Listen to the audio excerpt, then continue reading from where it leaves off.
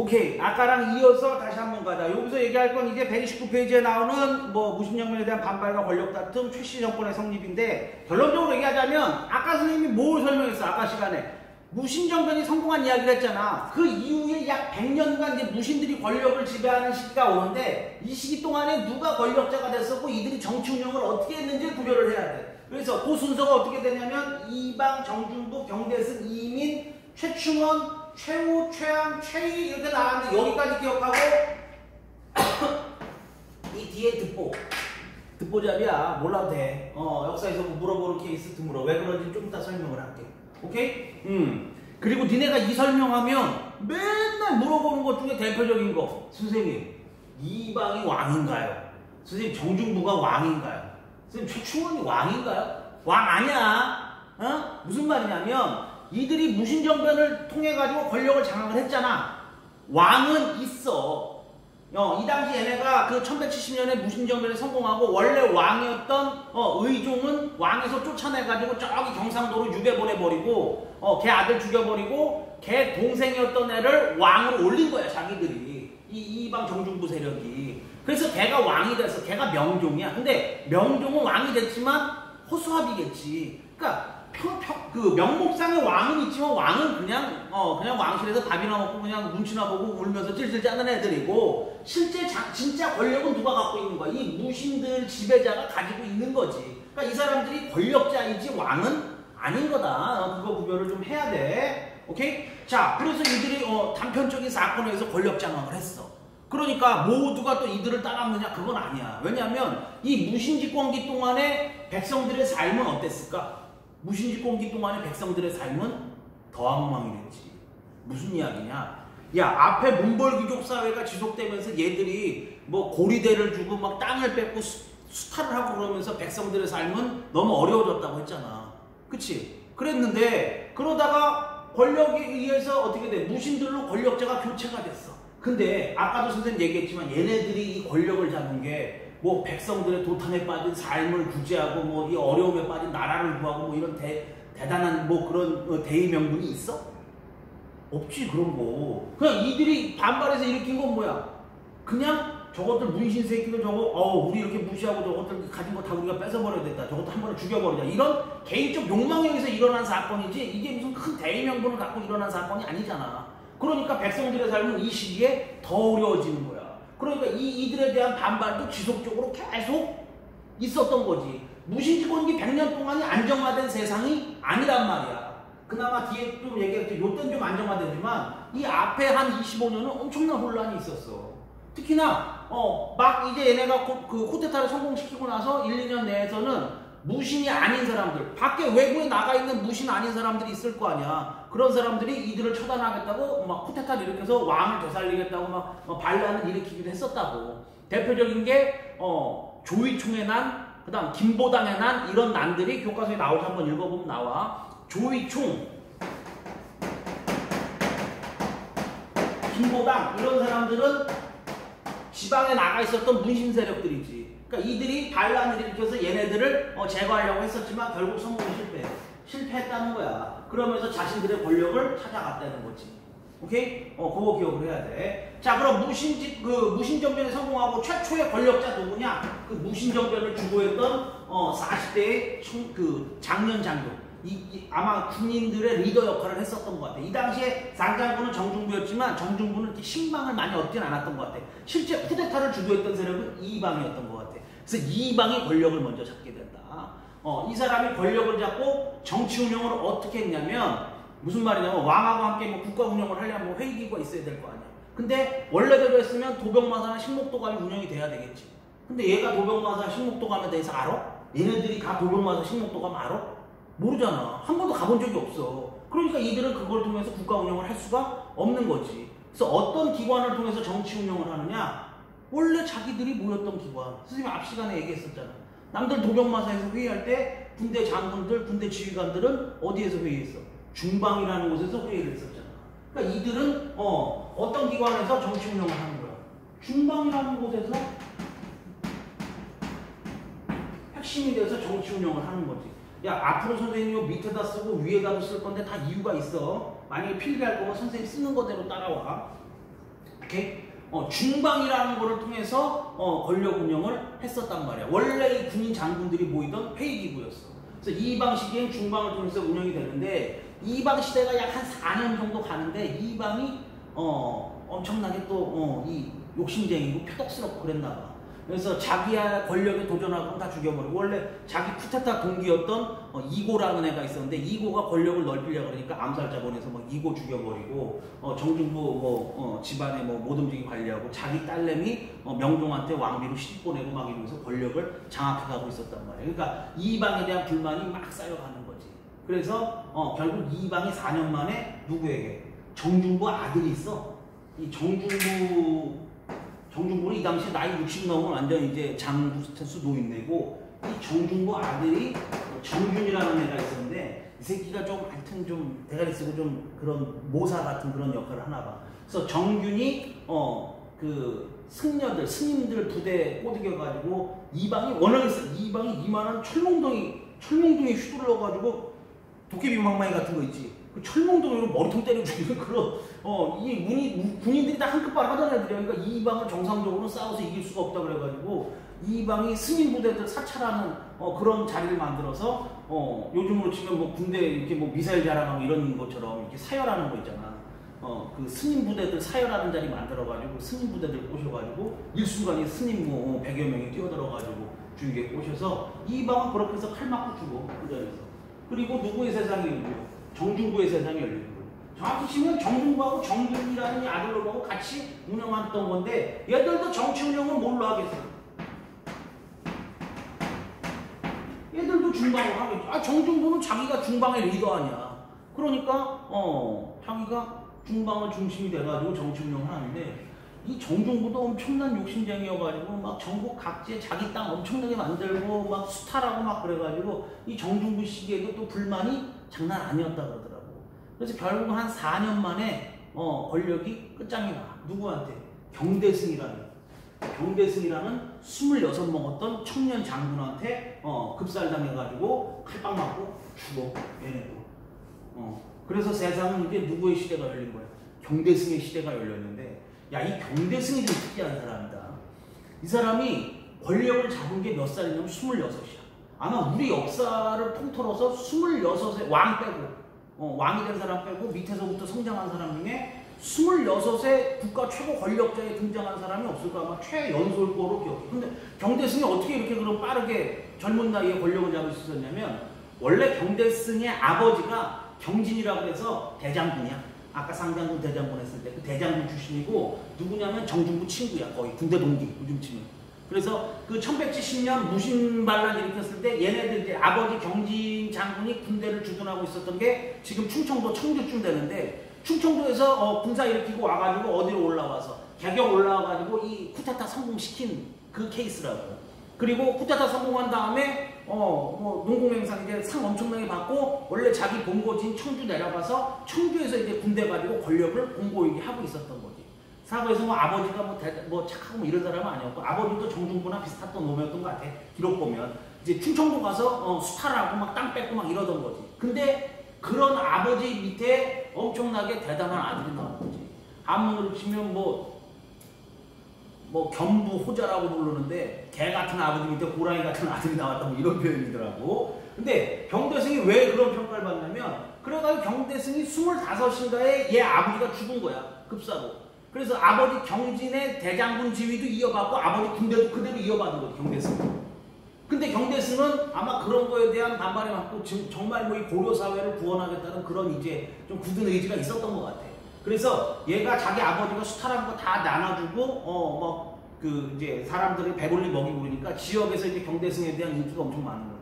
군대에 이제 군사력도 세지는 거고. 그래서 얘가 어디로 치고 올라가서 지금 사회를 좀 먹고 썩게 하고 있는 건 정중부자다. 그래서 충청도에서 군대 끌고 올라와가지고 정중부 경균 죽여버리고 자기가 권력을 장악을 한 거야. 오케이? 그래서 경대승 천하가 된 거지 이제 26세. 그리고 나름 경대승은 이제 고려시대 야사라든가 기록 같은 거 살펴보면 이렇게 부정부패하거나 그랬던 건 아닌 것 같아. 대래 사회를 좀 어떻게 발전시켜 보려고 노력을 되게 많이 해봤었고 얘는 국가 운영을 어떻게 하냐면 얘는 중방으로 안 하겠지. 왜냐면 얘는 중방에 참여해 본 적이 없잖아. 지방에 있었으니까. 그래서 얘는 뭐를 만드냐면 자기 개인의 군대, 자기 개인의 사병 집단을 만들어. 그게 뭐냐면 그게 도방이야. 근데 이 도방이 어떤 개념인 거냐면 요즘으로 치면 사설 해결사 같은 분위기인 거지. 그러니까 전국 각지에 방을 붙여가지고 뭐 능력 있고 이런 애들은 나에게 와라. 나와 함께 세상을 바꿔보자 해가지고 전국 각지에서 뭐 신분회에서 뭐 그런 애들 있잖아. 천하장사, 나무 뽑고 뭐 이런 애들 있잖아. 막 주먹으로 뭐 때려서 소 머리를 뿌개가지고 뭐 소를 잡고 이런 애들 있잖아. 이런 애들이 경대승의 큰 뜻에 감동해가지고 경대승의 집에 모여들어. 그래서 그 규모가 한 300명 정도 됐었다 그래. 그래서 경대승이 얘들을 도방이라는 걸로 편성을 해가지고 요즘으로 치면 뭐 해결사 역할을 하고 다니는 거지. 뭐 요즘처럼 이런 거지. 뭐 경주에 내가 딱 장악하고 있는데 뭐 지방에 알아보니까 여기 뭐 남양주 지방에 지배 세력인 뭐 황인한 집안이 동네 사람들을 뭐 수탈하고 땅을 뺏고 막 사람들을 뭐 때려 죽이고 뭐 이런다는 소문 들으면 도방이 출동해서 황인한이 다 때려잡고 여기 다 평정하고 여기 해결해주고 돌아가고 뭐 이런 역할을 하는 거지. 오케이? 그러니까 경대승 때 인기가 상당히 높았었고 아마 경대승이 계속 살았으면 고려사가 어떻게 됐을지 사실은 모르겠어요. 역할로 보면. 근데 참 인생사 무상이라고 하늘도 무심하지. 이 경대승은 4년 만에 아파서 죽어. 얘가 그러니까 26세 권력자가 돼가지고 29애가 죽으니까 만 4년 만에 얘가 권력의 자리에서 물러나는 거야. 그래서 경대승은 아파서 죽어. 그리고 권력을 잡은 애가 누구냐? 금강야차라고 불리던 이의민이지. 이의민. 야, 이의민이 되게 특이한 게 뭐냐면 이 사람이 신분이 노비 출신이야. 진짜 골 때리는 일이 벌어지는 거지. 기록에 보면 아버지는 소금장수였고 엄마는 절의 그 노비였대. 그 둘 사이에서 태어난 게 이의민이지. 그러니까 엄마가 노비니까 한쪽의 피가 노비면 노비라는 법에 따라서 이의민은 노비야, 신분이. 근데 어려서부터 뭐 기록 보면 팔척이면 키가 한 2m 넘는 거야. 팔척장신의 신이 장사여서 아까 얘기한 것처럼 뭐 한 손으로 때려서 뭐 소를 잡고 뭐 이런 얘기들 나와. 그러니까 동네 건달처럼 놀러 다녔었는데 동네 시장에서 뭐 사람을 때려 죽인 일로 감옥에 갇히는데 그 이제 지방관이 보니까 실력이 너무 좋아가지고 얘를 범죄자 노비 겸 해가지고 저기 전방 군대로 보내는 거야. 근데 전방에 가서 누굴 만나냐면 청년장수 이의방을 만나. 그래서 이의방이 보니까 이 이의민이가 힘도 세고 싸움도 잘하고 이 쌍도끼 이렇게 쌍날도끼 있잖아. 쌍도끼로 목을 막 나쁜 목을 양팔로 쳐가지고 막 목을 자르고 막 그랬었다고 기록이 보였어. 이방 얘가 실력이 너무 좋고 싸움 잘하고 그러니까 얘를 개인적으로 자기 집 노비로 들여. 그래서 얘가 누구네 집 노비가 됐어. 이방 내 집 노비야. 그리고 노비라고 해서 뭐 마당 쓸고 마당새처럼 한 게 아니고 자기 집 노비로 데리고 온 다음에 자기가 전장에 싸움을 하러 다니는데 자기 부관으로 데리고 다닌 거지. 그래서 이방이 승진하면 승진할수록 누구도 같이 큰 거야. 이민도 같이 큰 거야. 그래서 마지막에 이 무신정변 일으켰을 때도 같이 무신정변에 참여해가지고 쉽게 얘기하면 이제 무신 그 권력자의 저열에 오르게 되는 그런 계획인 거예요. 근데 어떻게 여기까지 오냐면 이방 때 이민이 상당히 그 총애를 받아가지고 나중에 무슨 일이 생기냐면 야 이방이 권력 잡고 있을 때 지방에서 김보당이라는 애가 아까 반란 일으켰다 그랬잖아. 걔가 경상도에 그 유배 갔던 의종을 다시 왕으로 돌리겠다 막 이런 얘기가 나오고 그러니까 이방이 의종을 죽여버려야 되겠다고 마음먹고 비밀리에 암살자를 보내서 의종을 죽여버려. 그 암살자로 가는 애가 누구냐면 이민이야. 그래서 야사에 보면 이민이 어떻게 죽였다고 그러냐면 의종을 원래 저기 거제도 갔다 경주가 얘네 고향이야. 경주로 유배를 옮긴 다음에 경주에 이민을 보내가지고 허리를 꺾어가지고 우물에 버렸다고. 허리를 꺾어 죽여서 우물에 버렸다. 야, 이 얘기하니까 선생님 허리는 원래 꺾어지잖아요. 뭐 이런 얘기하는 새끼들이 있는데 야 이렇게 허리를 꺾으면 죽냐? 허리를 어떻게 꺾었다는 소리야. 쉽게 얘기하면 반대로 꺾은 거지. 이렇게 이걸 어떻게 꺾어야 하는데 얘기를 보면 이렇게 들어 올려가지고 어깨에 올린 다음에 이렇게 꺾어. 더 이상 말하지 않겠어. 잔인한 것 같아서. 한때 왕이었던 애를 들어서 목 뒤에 얹은 다음에 이렇게 허리를 꺾어서 죽여가지고 우물에 던져서 버렸다고 하더라고요. 이민이 그 정도 총애를 받았어요. 오케이? 그래서 최고 권력자가 됐다가 이방 죽일 때도 누가 얘의 실력을 아까워해서 정중부가 얘의 실력을 아까워서 정중부 밑에서도 얘가 최고 권력자의 역할을 해. 정중부의 수발 역할을 하다가 누가 집권했을 때, 경대승이 집권했을 때 경대승이 정중부 죽이고 이봤다가 누구였냐면 이민이었다고. 정중부 죽이고 제일 먼저 죽이러 찾아간 애가 이민이었는데, 이런 금강야차라고 막 도끼 쌍도끼 쓰고 막 힘으로 사람을 꺾어 죽이는 이민도 누가 무서워서? 경대승이 무서워서 쥐수새끼 모르게 도망가가지고 4원원은 어디에 숨어 있었다고 그러죠. 자기 고향이 경주 산에 산속에 굴을 파고서 산속에 숨어 있었다고 전해져 이민이. 그러니까 더대고 경대승이 얼마나 싸움을 잘하고 청년 리더였는지를 보여주는 대표적인 사건인 거지. 한번 싸워보지도 않고 경대승이 자기 죽이러 다닌다는 걸 알고 경대승의 무예를 무서워해가지고 이민이 도망가 숨었다고. 그래서 경대승이 아파서 죽은 다음에 경대승 죽은 걸 알고 나타나가지고 어디에 올라가서 개경에 올라가서 무주공산이 권력을 장악한단 말이야. 그래서 이민 천하가 약 한 13년 정도 지속이 된다고. 오케이? 그러면 이 이민은 다시 뭐를 통해서 정치 운영을 하겠어? 원래 자기 운영했던 중방을 통해서 정치 운영을 하겠지 다시. 오케이? 그래서 이민이 13년 가는데 이 앞에 3명의 권력자보다 더 세상 나이 시절이 누구 시절이냐면 이민 시절이야. 왜냐면 얘나 지금이나 출신이 그래서 모르는데 그래도 얘네는 군인 장교 집안이 그러니까 어느 정도 선은 있었는데 얘는 그런 거 자체가 없어. 얘는 그냥 노비 출신이고 막 진짜 쉽게 얘기하면 완전 개망난이야. 그러니까 얘 집안은 약 13년간 고려사회 내내 아직 초토화가 나고 특히 얘 부인이었던 여자도 시장에 무슨 시장에 장사하던 출신의 여자인데 그 여자도 뭐 그 사치와 향락이 심해가지고 이 부부가 쌍으로 날리고 얘한테 아들 둘이 있었는데 이 아들 두 새끼도 망난이야. 그러니까 이 집안 자체가 아주 나라를 초토화내고 쓰레기 만들어내는 거야. 그지? 결국은 그러니까 얘도 칼빵 맞고 죽어. 누구한테? 최충원한테. 여기가 이제 전환점이 되는 건데. 이민은 어떻게 죽냐면은 이건 그냥 뭐 시험에 나오는 얘기는 아닌데 그냥 재미삼아 설명을 하면 그 이민 아들 중에 망나니였던 큰 아들이 최충원의 동생이 있었대. 최충수라고. 최충원은 이제 그 군대 장교고 젊은 이제 청년장, 이 당시 나이가 30대 후반 정도 되는 청년 장교였는데 장교고 좀 똑똑했었나 봐 최충원은. 근데 이 최충원 동생 중에 최충수라는 애가 있었는데 이건 그냥 뭐 설명 얘기하려고 쓰는 거야. 뭐 외우고 그럴 필요 없어.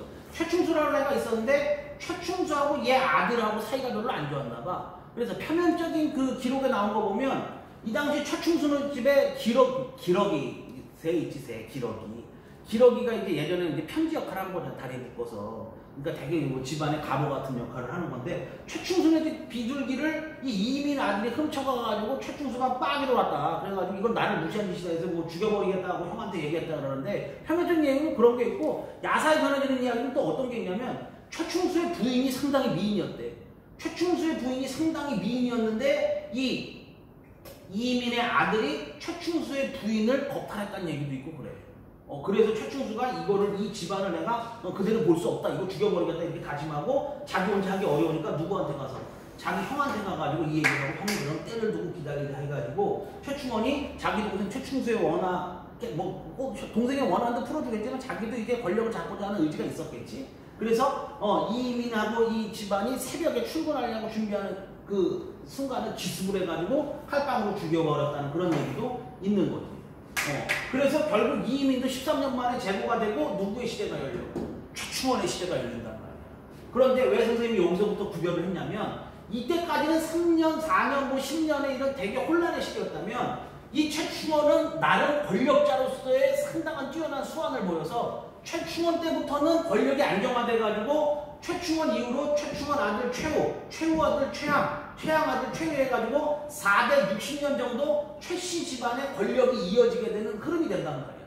그래서 요때부터는 이제 최씨 집권기 이렇게도 얘기하는데 나름 무신 집권기가 좀 안정화된 시기다 이렇게 볼 수가 있고 선생님 요 뒤에는 왜 이거 듣보잡이라고 얘기했냐면 요 뒤에는 이제 최후 때 뒤에 또 공부하겠지만 최후 때 몽고가 침략해와가지고 이 최후 때 강화도로 천도를 가. 고려가 강화도로 초등학교 때 배웠지 강화도 천도하고 그런 건. 그래서 거기 가서 이제 몽고에 저항하던 시기고 최유가 암살된 이후부터는 이제 누구한테 항복한 시기로 보면 되냐면 몽고한테 항복한 시기로 보면 되고 얘는 그냥 강화도에서 뻗은 애들이에요. 특히 임년 임유무 시기 그냥 강화도에서 뻗은 시기다 하고 뭐 특별하게 공부할 거 없단 말이야. 그래서 요 뒤에 그냥 선생님 듣보라고 얘기를 한 거야.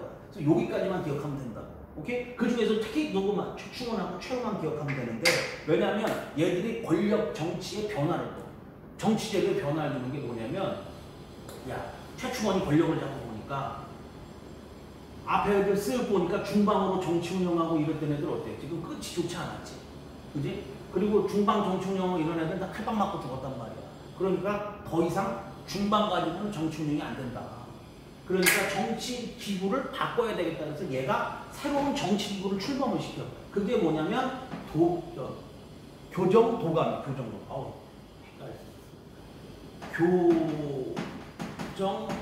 도감이라는 정치 기구를 새로 만들어. 그러니까 어떻게 보면 이제 정치 제도에 변화를 준 거지. 그래서 이 교정 도감이라는 기구를 이끄는 대빵이 누구냐면 교정 별감이라는 자인데, 이 교정 별감이 자기가 되면서 이제 정치 운영을 시작을 하는 거지. 오케이? 그리고 보니까 야, 유일하게 여기서 칼빵 맞고 안 죽은 사람은 누구야? 칼 맞고 안 죽은 사람 경대선 혼자잖아. 야, 경대선은 아파 죽었잖아. 그러니까 경대선 때 운영됐던 뭐는 도방은 필요성이 괜찮다고 느낀 거지. 자기 개인 사정 집단. 그래서 얘가 무너졌던 도방을 되살려서 자기 개인의 경호부대로 세운 거야. 그래서 도방을 만들어. 오케이? 규모는 좀 확대가 돼. 이때 경대선 때 도방이 약 한 300명 정도 규모이었다면 최충원 때 도방은 2,500명에서 3,000명 규모였대. 3,000명. 그래서 자기 집을 3중으로 경호를 해. 최충원 내 집을, 이 부대가.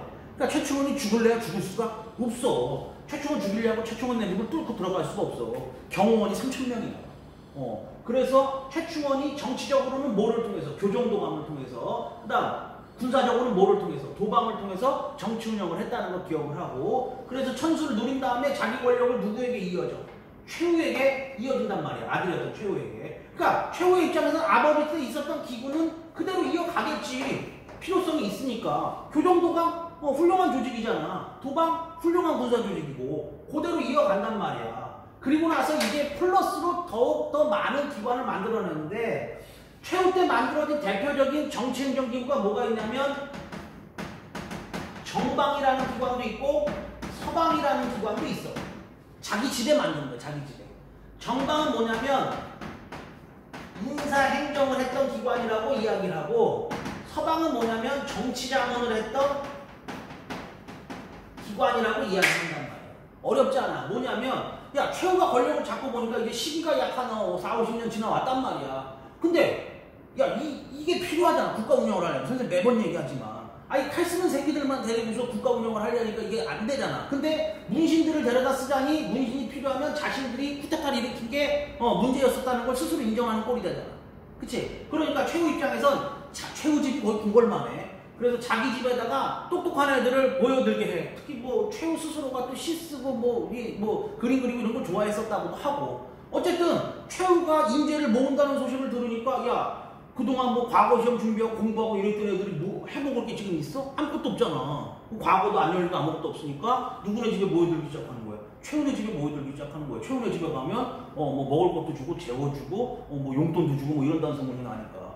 그래서 최훈의 집에 모여든 요즘 뭐 유생들, 공부하는 사람들, 이런 뭐 어떻게 보면 선비들, 조선시대에 치면 선비 이런 사람들이 몇 명이면 보통 하룻밤 자고 가는 인원이 한 300명씩 됐대. 최훈의 집에. 그러니까 한 바글바글 한 거야. 똑똑한 애들이.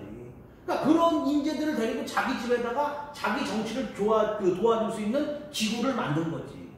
인사행동은 뭐냐면 어떤 사람은 어떤 자리에 앉히는 게 좋겠습니까? 뭐 이런 걸 물어봐가지고 오는 거야. 그러니까 어려운 거 아니지. 야, 내가 만약 최우면 우리 집에 지금 똑똑한 애들이 막 30-40명씩 바글바글해. 밥 먹으면서 내가 쓱 떠보는 거지. 아, 요번에 뭐 국방부 장관을 임명을 해야 되는데 뭐 남양주에 사는 황인환이라는 애 괜찮다 그러는데 어떻게 생각하세요? 이렇게 운을 딱 띄면 여기서 뭐 괜찮다더라, 걔 그렇게 잘생겼다더라, 걔 그렇게 착하대더라, 뭐 이런 얘기 할 수도 있고, 어느 쪽에서는 평가가 나올 거 아니야. 그 사람한테 야, 알고 보면 걔 그렇게 속으로 욕을 한다더라, 걔 집에 가면 그렇게 그렇게 노비들을 잡아 팬다더라, 걔 뭐 부정부패를 한다더라, 이런 얘기들을 막 정리하고 나올 거 아니야. 그치? 그러니까 그런 거 총괄해가지고 이제 사람 임명하는데 역할을 하는 기관으로 뭐를 설치한 거? 자기 집에다 정방을 설치한 거고, 서방은 뭐냐면 정치자문. 정치자문도 별거 비슷한 거지. 이렇게 얘기하다가 요번에 어디 남양주에 큰 수해가 났다 그러는데 거기 어떻게 댐을 좀 쌓아야 되나? 뭐 이렇게 운을 띄면 여기서 뭐 해야 된다 말아야 된다 어쩌고 막 떠들 거 아니야. 그 똑똑한 애들 얘기를 들어보고 자기가 결정하는 거지.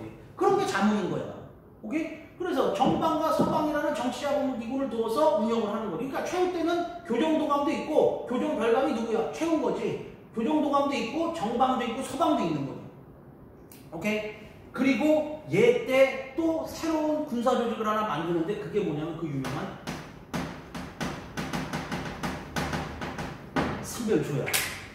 오케이? 그러니까 도방은 없어진 거 아니야. 도방도 그대로 자기 경호부대로 운영이 되는 거고 이 당시 이제 최후 때는 막 몽고하고 싸움하려고 막 분위기가 뒤숭숭하고 그러다 보니까 밤에 쉽게 얘기하면 개경을 지켜야 될 경비부대를 돌렸단 말이야. 최훈의 집에서. 요즘으로 치면 경찰 순찰 돌듯이 경비부대를 돌렸는데 이게 야별초라는 부대야. 야별초. 근데 이 야별초가 규모가 늘어나다 보니까 부대를 두 개로 쪼갰어. 좌별초, 우별초 그래서 두 개로 쪼갰어. 여기에다 플러스 어떤 사람들이 오냐면 몽고하고 전방에서 몽고하고 전쟁하다가 다친 사람들, 포로로 잡혀갔다 끌려간 사람들, 뭐 팔다리 뭐 부러진 사람, 잘린 사람 이런 사람들만 온단 말이야. 국가를 위해서 몸 바쳐서 왔던 사람 아니야. 이런 사람들이 신의군이라고 얘기하는데 얘들 먹고 살고 해줘야 될 거 아니야, 권력자가. 그래야지 국가가 품어주는 모습 보이지. 그래서 얘네들을 신의군이라는 부대로 편성을 해. 그래서 기존에 있었던 좌별초, 우별초에 몽고하고 싸움하다가 도망쳐온 포로라든가 이런 상위용사를 포함한 신의군까지 합쳐서 이 세 개의 부대를 묶어서 뭐라고 부르는 거야? 삼별초라고 부르는 거지. 그래서 얘네가 이제 개경에 있는 뭐 최충원의 최훈의 집도 지키고 개경 전반적인 성곽 수비도 하고 국가 군사 조직처럼 확대가 된 거지. 이게 말이 그래서 최후 때는 군사적으로는 뭐하고 뭐가 도방과 삼별초가 존재하는 거고 정치적인 도구로서 정치 기구로서는 교정도감 플러스 정방과 서방까지 존재하면서 어떻게 보면 국가 운영 체제가 거의 완성의 시기에 이르렀다 이렇게 볼 수 있는 거란 말이야. 오케이 말이? 이거 중요하다. 시험에 요기 내용이 잘 나와. 요기 내용이 시험에 최충원 최후 때 이야기들이 잘 나와. 수능이든 뭐 학교 시험이든 뭐 나중에 한국사 능력 시험이든 요기 내용이 잘 나오니까 여기 공부 제대로 해놓으면 평생 써먹는 거야. 알겠지? 그래서 최후의 권력이 최왕 최후로 이어가졌다가 나중에 결국 최희가 암살당하면서 무신집권기가 뭐 끝이 나게 되고 몽고에 항복하고 넘어오면서 우리가 이제 누구의 지배를 받는 시기로 몽고의 지배를 받는 시기로 권력의 시기가 넘어간다 이렇게 보면 된단 말이야. 오케이 말이? 이해됐어? 그래서 지금 무신집권기 100년간의 지배층의 순서, 지배자의 순서와 그들이 어떻게 정치 운영을 했는지에 대해서 조금 자세하게 설명을 했어 선생님이. 오케이? 이해되게끔 했는데 여기서도 이해 안 가면 난 더 이상 답이 없어. 더 이상 쉽게 설명할 정답 뭐 방법이 없어. 알겠지? 충분히 이해했을 거라고 믿어. 그래서 선생님 지금 129페이지까지 설명을 한 거고 다음 시간에는 자 이들이 지배했을 때 그럼 사람들은 어떻게 살았는지에 대한 이야기를 다음 타임에는 해보자고. 오케이? 수고했어. 책 꼭 읽어. 이따 보자고.